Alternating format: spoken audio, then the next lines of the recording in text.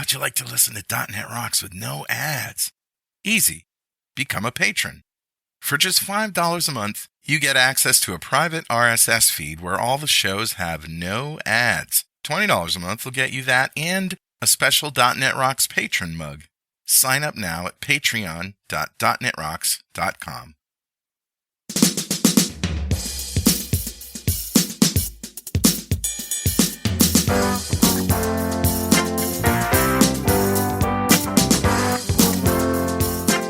Hey, guess what? It's .NET Rocks Portugal edition. I'm Carl Franklin. And I'm Richard Campbell. We're at NDC Porto. Yeah. And just like last time, when we're peaked. In here, the sun is out. Yes. When we walk outside back to the hotel, it's pouring rain. Pouring. Yeah. I got to tell you that I was here, the first day I was here yesterday, I was walking around and I got an umbrella, like a €4 umbrella. Oh boy, the emergency umbrella. I took it outside in the wind and it went and it turned into like a big mangle of metal and broken. €4 pinata. Yes. Wind pinata. I gave it instantly smashed. 1 minute for each euro. That's how long it lasted.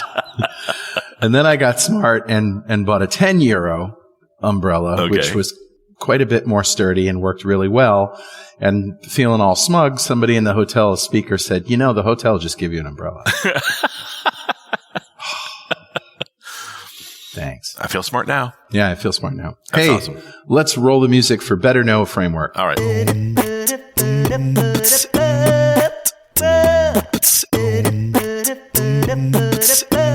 do you got? So at breakfast the other day, I was asking my friend Richard Campbell, "Hey, what's up with HoloLens? I haven't heard anything about Microsoft HoloLens in a long time." And he's gone, "I don't know." So, of course, I went and did what most people do. I Googled it, Binged it. Oddly enough. Google Bing.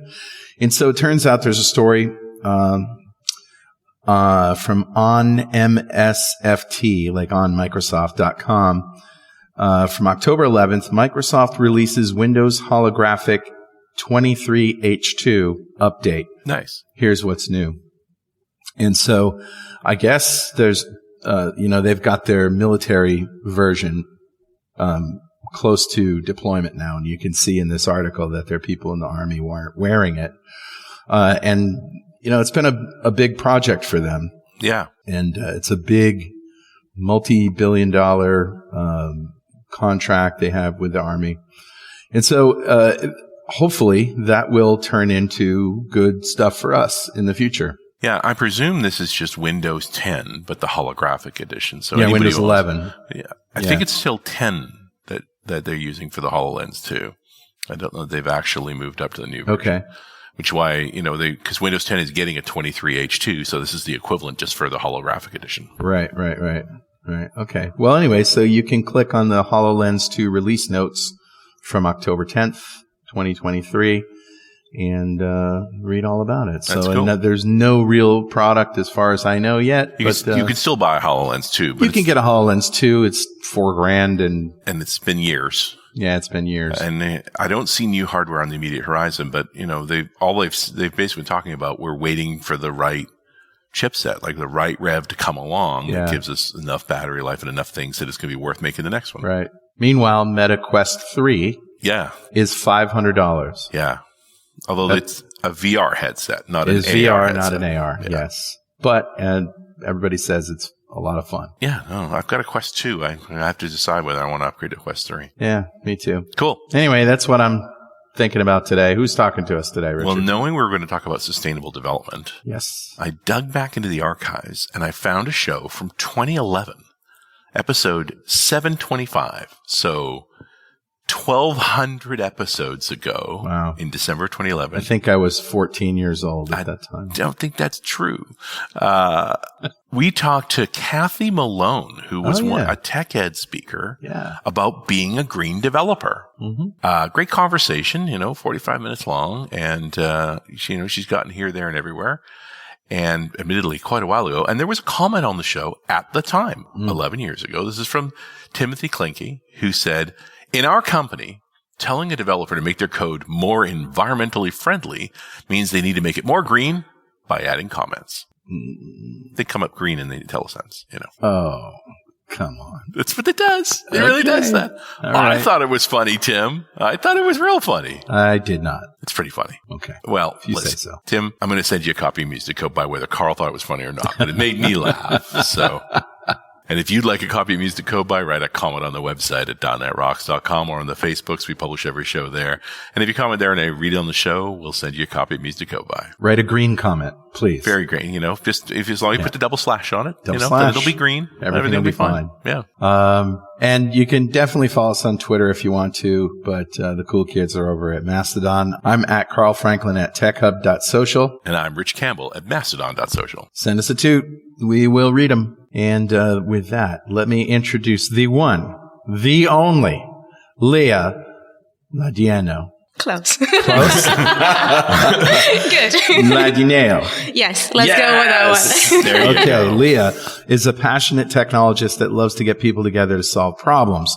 With about 10 years of working as a software engineer, Lea has been working in London as a C# back-end engineer, delivering value to Fund Apps' clients for the last 5 years.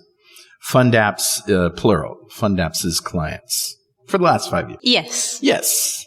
And we're talking about sustainable development. But first, welcome to .NET Rocks. Thank you very much. It's our pleasure to have you here. And such a cool topic. Yes. And I really like that we talked about this, 12 years ago, because I gotta hope things have progressed. So when you say sustainable development, what do you mean? Yeah, I think sustainable development changed over the years. Mm-hmm. To me, it means I only buy a laptop every other year. Nice. Not every year. Yeah. I mean, when we talk about sustainable, there are like three aspects. Like if you read online, if you Google it, economical, social, and environmental. Right. Obviously, because we are here talking about green, we are talking a bit more about environmental impact. I think, like last decade or even more, it was how do you make developers code more sustainably, not create tech debt, and all of that. So to me, that says maintainable rather than, which is a kind of sustainability. Exactly. Yeah. But I would say it's a different kind of sustainability. It's not environmental. Right. Sustainability. So there are different aspects. Sure. Without a doubt. And can I state the obvious, planet is fucked. So we are more thinking about environmental aspects nowadays. Right, so don't use AI. Don't use the cloud. No. And listen, the planet's fine. It's all of us that have got the problem. The planet's going to make it. Yeah, we may be burned off. Exactly. We're a rash. It'll still be here. We're an annoying rash on the planet. When I do the climate change talk for the high schoolers, we talk about in the Eocene, which is 24 million years ago, carbon dioxide was at 1,100 parts per million, right? As opposed to, what is that right now, 418. It's planet was here. Heck, it was just a big old pile of algae. That's all. And Antarctica had probably had trees growing on it. So the troubles we're having are impacting humans being able to function here. Exactly. So all of the fires and the floods and sea levels rising. And that's just direct impact, people not being able to live on this planet. Right. There is also all the health issues and what's causing that. The subtler parts of all these things. So you basically have three categories, but I'm immediately thinking there's got to be hundreds of issues and topics that we could talk about, right? Yeah. There's got to be hundreds. And I'm sure there is, but as software engineers and software professionals, we can talk about code and what we can do. Right. And I learned yesterday that 20 to 25% of electricity usage can be attributed to the digital sector. Yeah. Sure. And that's why we are talking about it even more. And that's why it is more important. Yeah. And even, Richard, you had a talk about future of electricity. Yes. Of energy, actually. Yeah. The future of energy. Yeah, and our move towards using less carbon-emitting energy sources, which certainly helps matters. Yes. But it is interesting in the news, especially around the large language models, which are very compute-intensive. Now, there's folks talking about, well, just how much energy is that? Is it really necessary?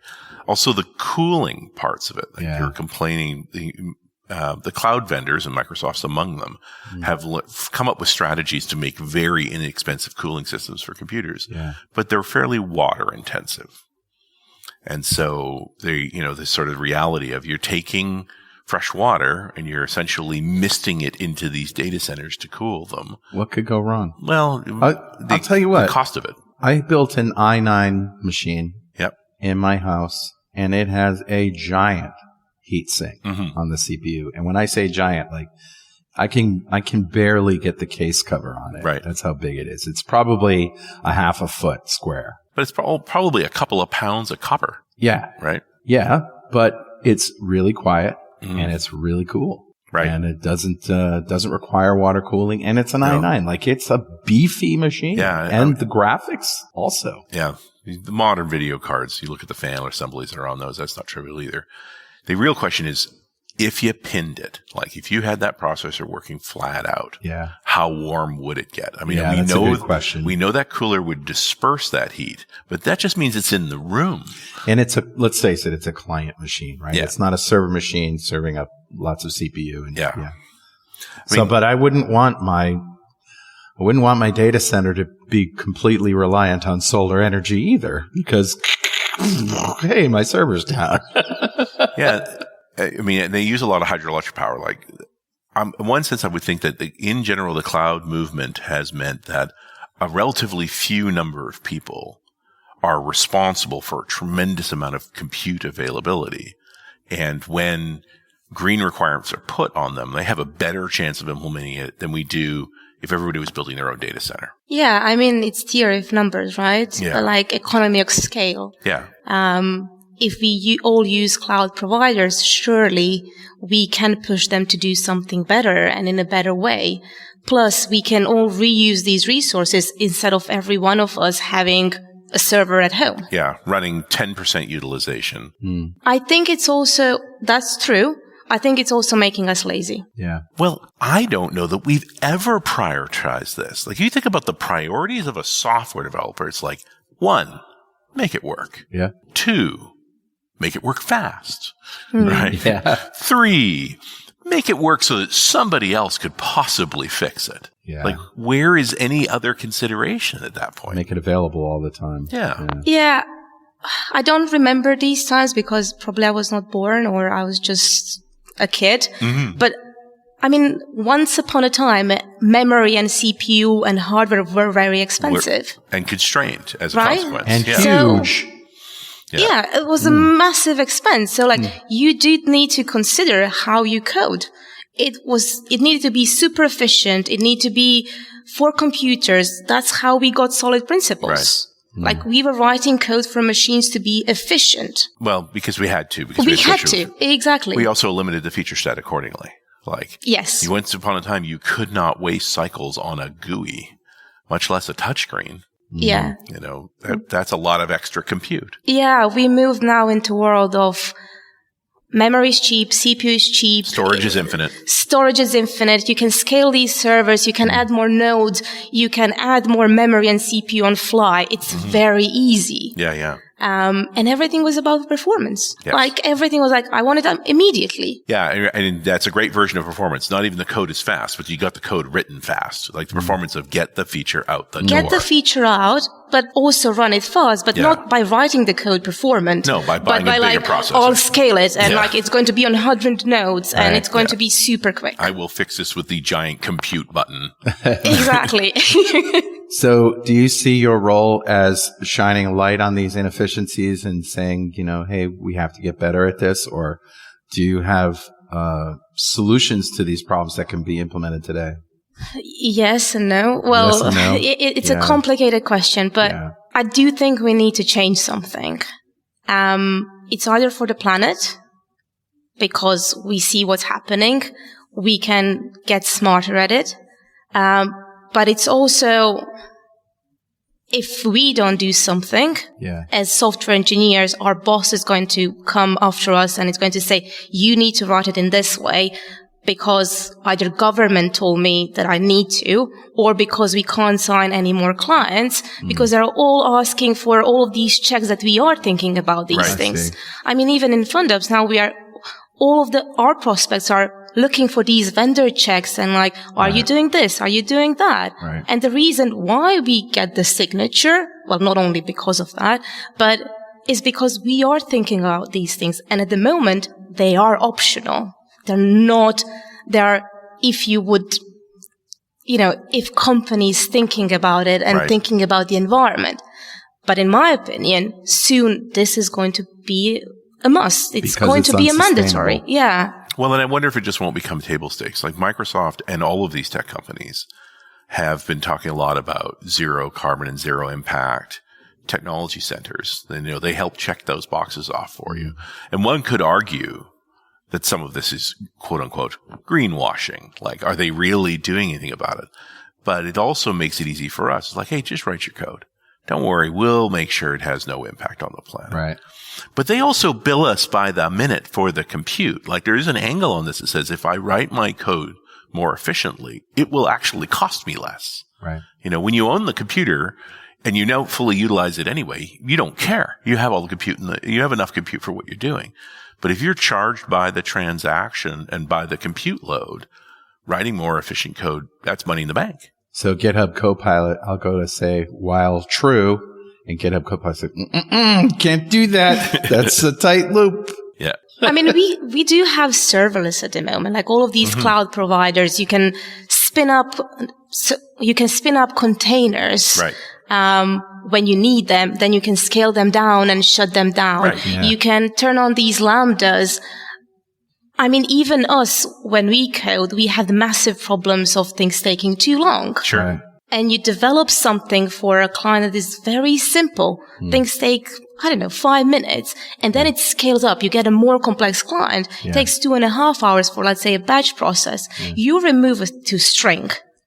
That is done tens of millions of times. Yeah. It saves half an hour. Yeah, no kidding. Yeah, So that scale effect. There, you're not paying for that half an hour of these, 300 containers being on. Right. And especially if there's a big pipeline running, like you probably light fewer instances too. Like that exactly. is money you're not spending if you do it well. I think there is a direct link from how much you're paying something to how much energy that used. Sure. Like you're basically eliminating this infrastructure that you don't need to run. Mm-hmm. Mm-hmm. Yeah. So there are a couple of things. You can just run these machines when you need them, when you're running something instead of constantly having them on. So elasticity is cost efficient. Exactly. That's one thing. The other thing is write more performant code. Right. So you don't need to have them on for an hour. Maybe you need them just for half an hour. Yeah. And that is good for the environment. You're assuming less resources and happens to save you money. Exactly. But if you perform the same amount of CPU processing that you would do in half an hour, if you do that in 5 minutes, you're jacking up the CPU. Are you really saving anything? Maybe. Yeah. I think that I really guess what depends. I'm saying is the developers need to think about not just going faster, but it's really kind less. of a compute cycle problem. Like I like your Lambda scenario because typically when I see a spike load like that, I've got a big old queue of calls. Like there's a bunch of work that's just come in. We got a whole bunch of stuff to run. And it is containers under the hood. We all know that, right? We just don't have to deal with it. It lights them up, and to pump through it as quickly as possible, it's going to light up a lot of them. But if you've made them more efficient, you'll literally light fewer. Yeah. So, in the end, you're going to see how many instances, it was the same workload, but how many parallel instances it needed executed. And because it was finishing faster, it won't have lit as many. The same one will have been reused more times. There's real savings to be had there. I guess that's for a puzzle for everybody to individually figure out. Sure. Like how to make things more efficient. Well, we played these MapReduce games before where it's like, hey, I can run MapReduce on one machine. Don't do that. It's dumb. But and it'll take an hour. I can run it on 6 machines and it'll take 12 minutes. I can run it on 60 machines and it'll take 4 minutes. So, but what's the environmental impact of running it? You're exactly right. Like, one would argue that. the 6 machines was kind of the efficient middle point where it took less time and the overhead of the mapping part and the recombining part, wasn't as high as over distributing it, where, we may be able to cut the time in half, but we up the load by 5 times to make it work. I don't know if you thought about this, Lea, but I know Richard has. Do you think quantum computing is going to change the equation in terms of sustainability and in our data centers? Can you think of a quantum data center, what that would look like? I don't know that much about quantum computing, but there is an interesting example. My brother, he's a physicist, and he works with, I think, solid state physics and kind of combination with chemistry and finding new materials.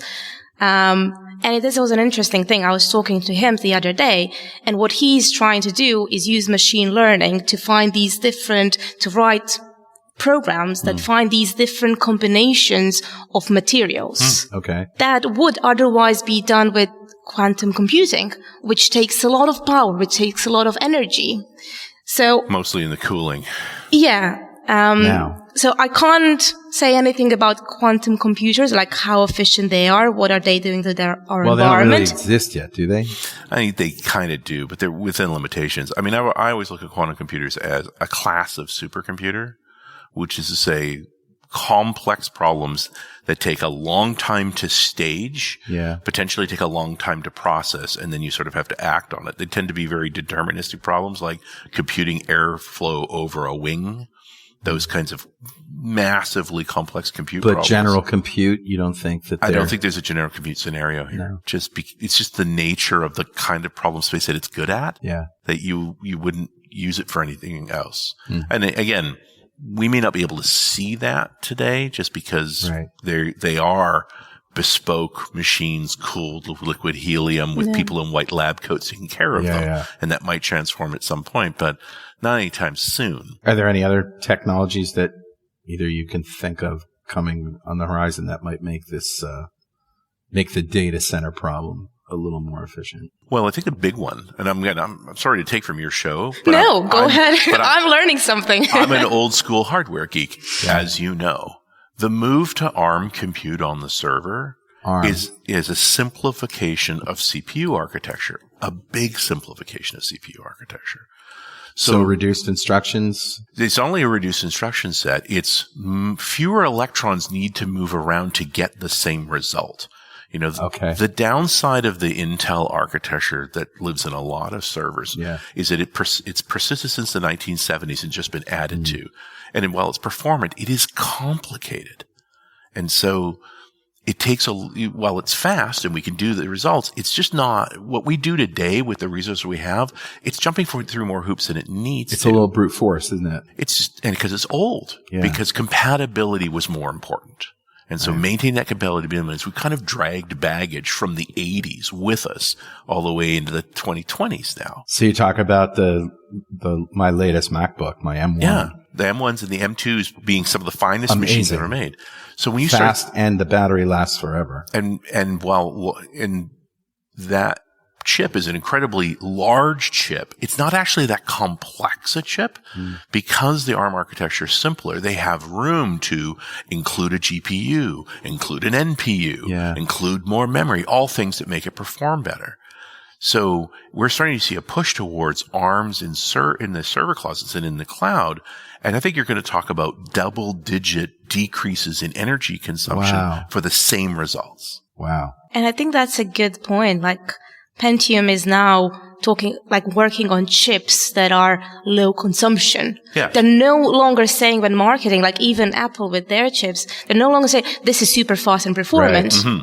Like, how fast do we need? Like, you know, like we're it's fast enough. Yeah, fast enough. we are now in a world where it's like, this is more sustainable. Battery it will use less energy. Right. So it's not just us, like Apple, like all of these companies are also marketing on this. When you're right that like ARM's pitch has always been battery efficiency. Those M1s and M2s, all day battery in your laptop. And it's not a big battery. Yeah. The idea that you put it into a server because literally it'll be less kilowatts. It's just another level of the same thinking. So we should be able to get there. Easier to cool? Well, inevitably, because you're literally moving the electrons around less. Yeah. The pipelines aren't as complicated. There's not as many instruction sets. Wow.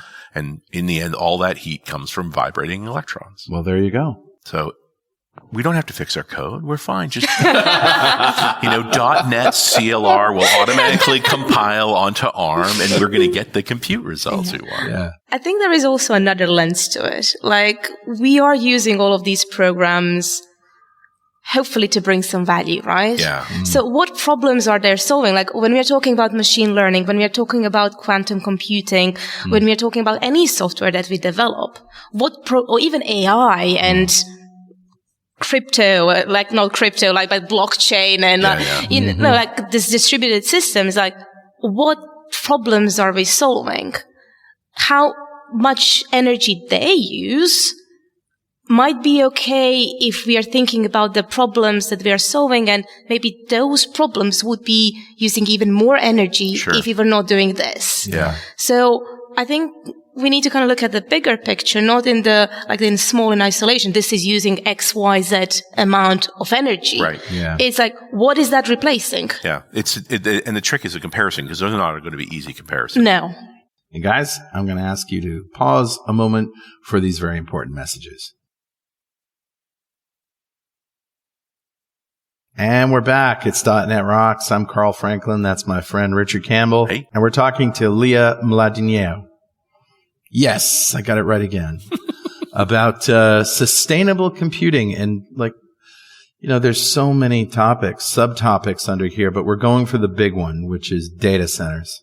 Or at least that's what we have been talking about. Yes, I do. Writing more efficient code is important too, but after the data center problem, what's number 2 on your list? Well, it is data centers where we run our code. Yeah. So these hyperscalers like AWS, Google, Microsoft Azure. Yeah. I think it's really just thinking about it. Yeah. Like, we need to start talking about this. I wonder if we can start getting instrumentation where I am talking about, watts per transaction. We can also be talking about that greenwashing that you mentioned earlier, Richard. Yeah. And I think that's a big pain. I think with anything that we do, that's a big pain, because people stop trusting the numbers and their impact. Yeah. If all of these companies are scamming in a way, Yeah. Let's go with that one. Because then you stop trusting it. And even if we are thinking about where we run our software, how we write our software, and how performant it is, we can't reduce it to zero, right? No.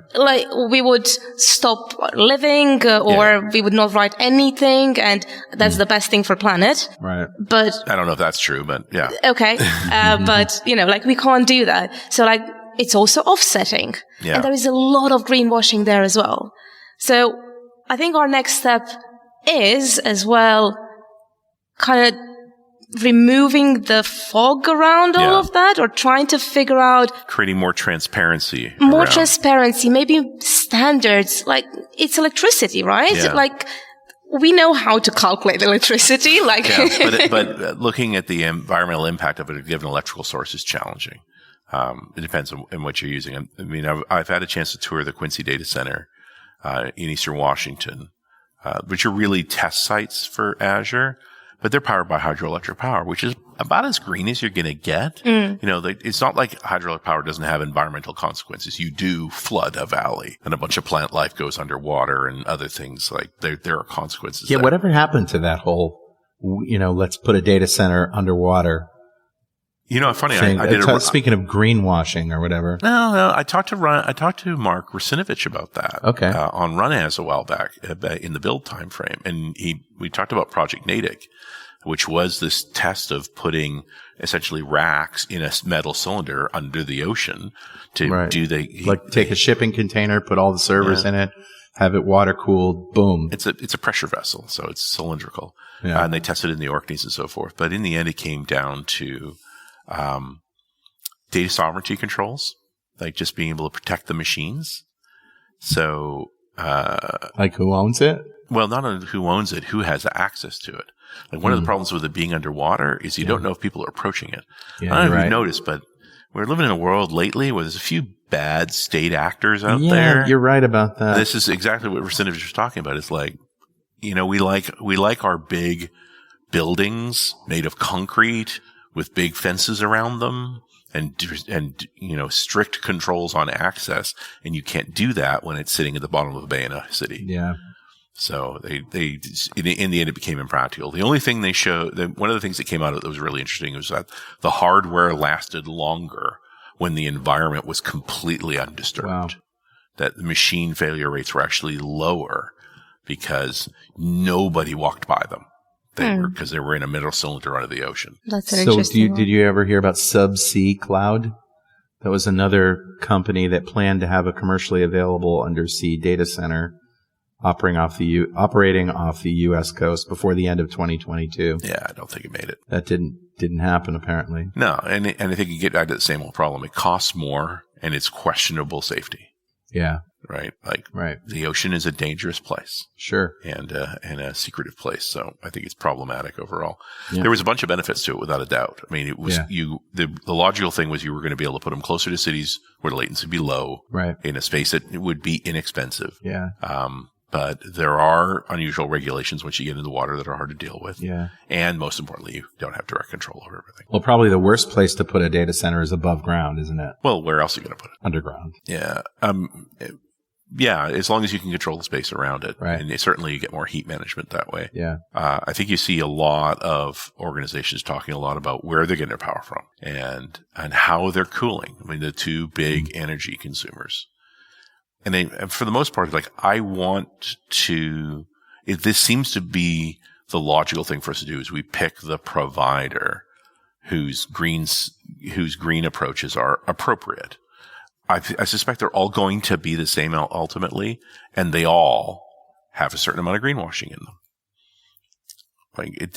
And we need to fight against it. I'm not saying it's acceptable, just it's part of our responsibility to be going, this part where you're buying all these carbon offsets because you didn't actually say what you're going to do, which was have no carbon output on this, stop it. Stop emitting carbon on it. But that's the thing, as we care more about this, as we care more about the environment, we are choosing those providers. Yes. And at the end, we'll stop choosing those that we don't trust or that are not doing a good thing, whatever we define that good thing is or whatever the values are and standards are.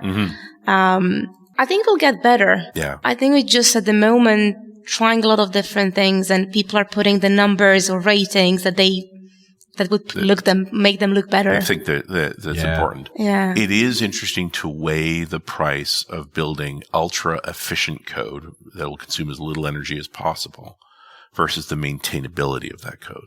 Yes. My experience with making highly optimized code is it's harder to take care of. That the simplest code is the best code for maintainability, even if it is going to consume more energy in the process.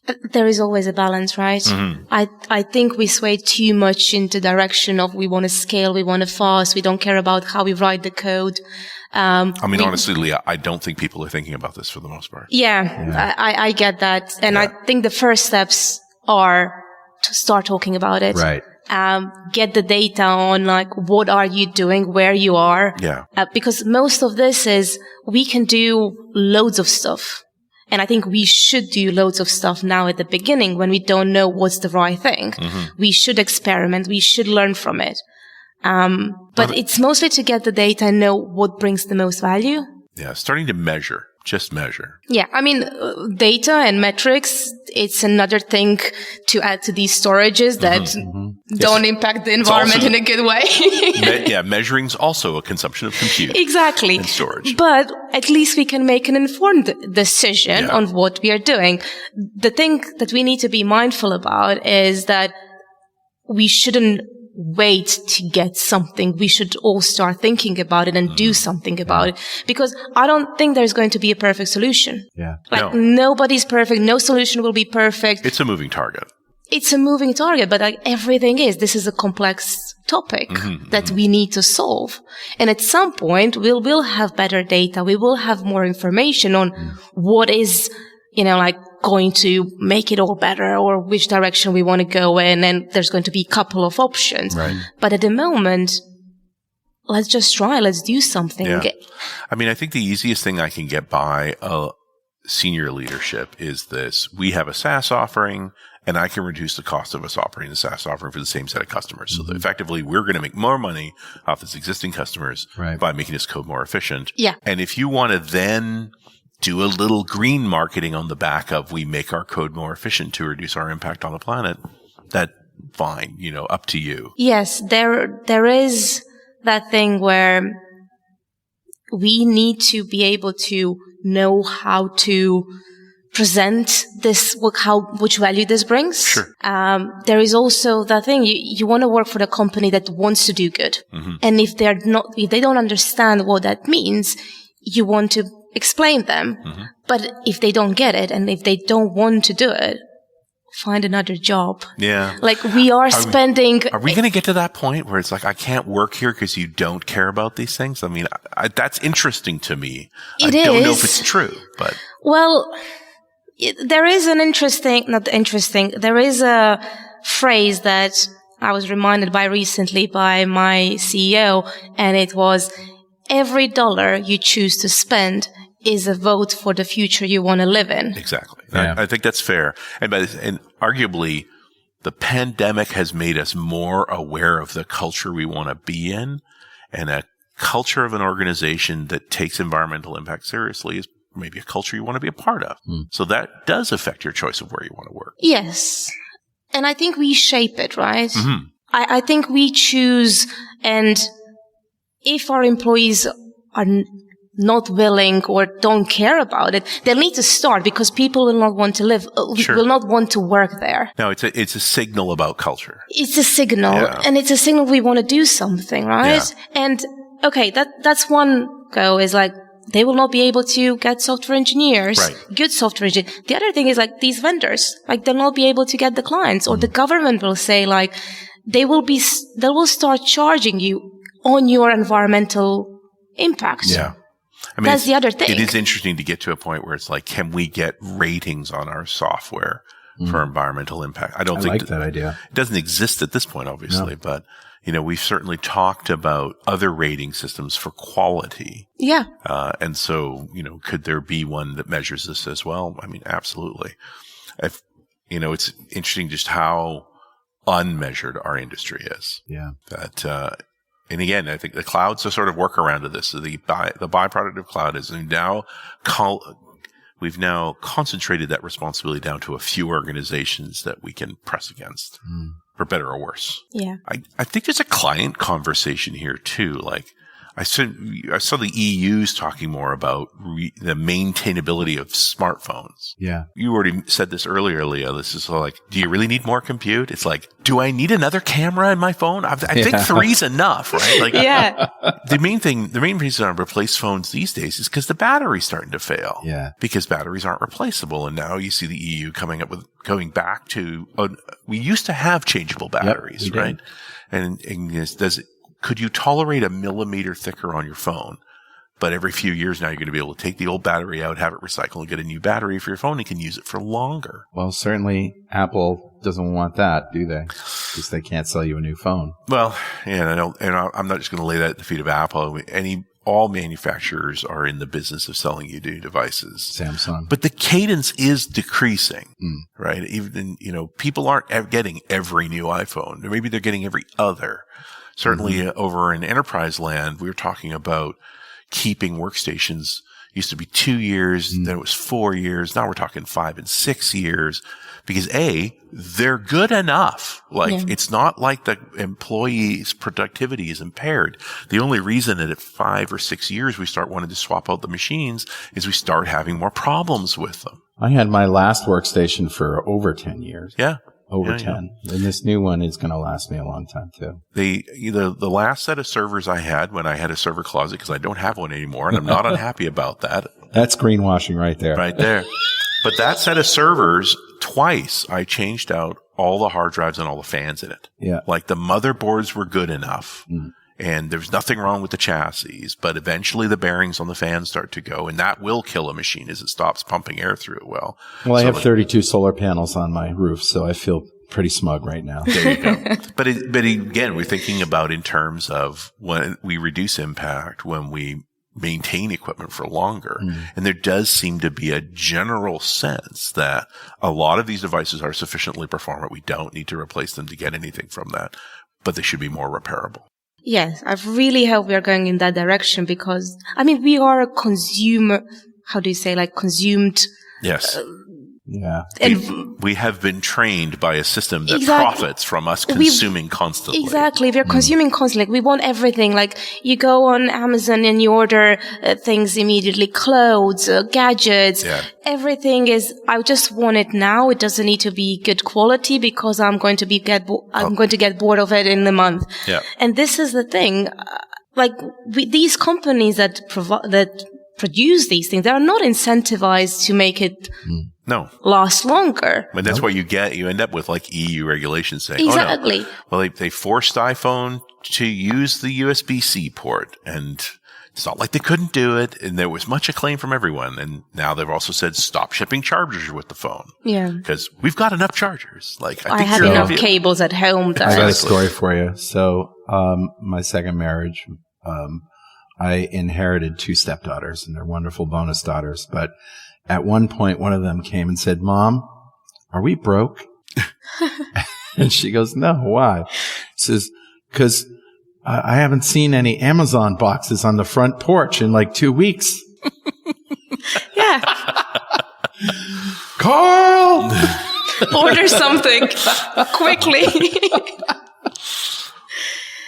Yeah, we are just used to having everything now. Yeah. And the world is getting complicated, like all of this stuff, all of these frameworks, everything, like run this, ship logs there. I want to filter on this. We talked about observability yesterday. That's more data. That's more, I'm not saying any of that is bad. I'm just saying, what is the value that that's bringing? Yeah. What problems are we solving with that? But you hit an interesting point. It's like there's an awful lot of consumption going on without assessing the value from it. Exactly. It's like if you're going to do that level of logging, tell me you're looking at the logs. Yeah. Why are you using them? Is it just like, first of all, do you need it? What's the problem you're trying to solve? Right. The other then is what's the tool for the job? Yeah. And this is the thing, is then the machine learning? Is it these AI?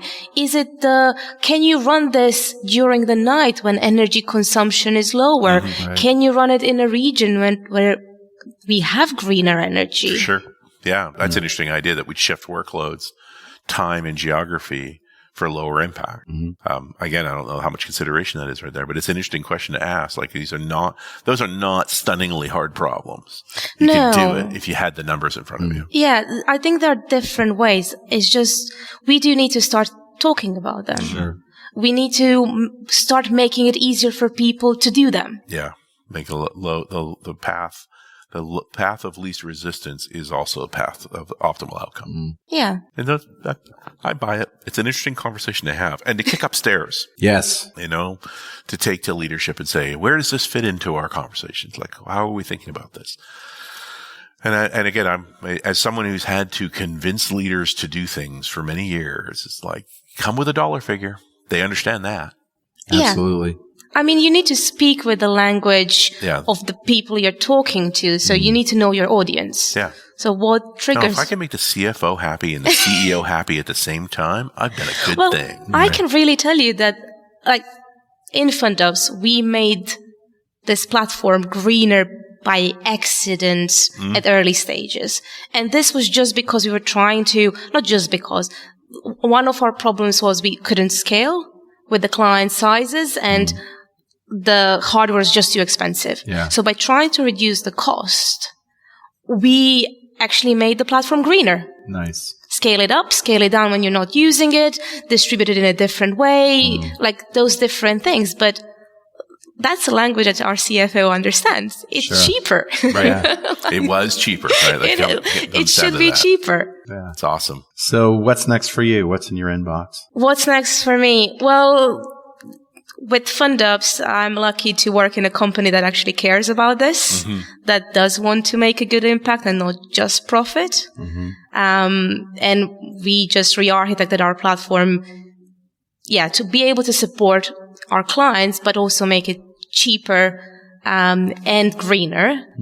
The next things for us are making that code more performant, figuring the ways to maybe use those machines that have lower energy consumption. ARM processors. Processors, yes. As they actually come online. But it's an interesting question to kick to a Microsoft to say, tell me which is your greenest data center. Yeah. Like, do you keep track of that? Where the power comes from, how the cooling is done? There was a talk yesterday, and this guy showed, like, in Paris, it's this much impact on the environment.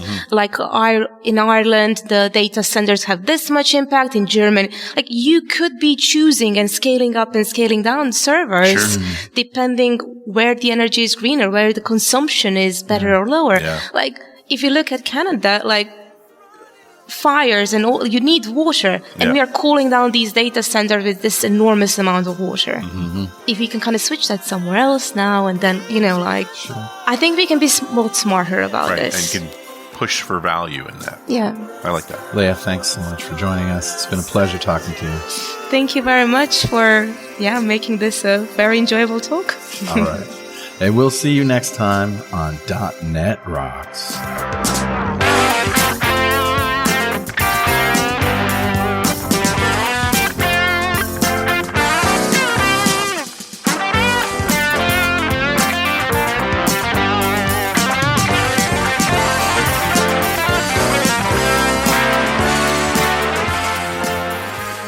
.NET Rocks is brought to you by Franklin's Net and produced by Plop Studios, a full-service audio, video, and post-production facility located physically in New London, Connecticut, and, of course, in the cloud. Online at pwop.com. Visit our website at dotnetrocks.com for RSS feeds, downloads, mobile apps, comments, and access to the full archives going back to show number 1, recorded in September 2002. And make sure you check out our sponsors. They keep us in business. Now go write some code. See you next time. Got transmitter banned by the FCC. Yes, I'm a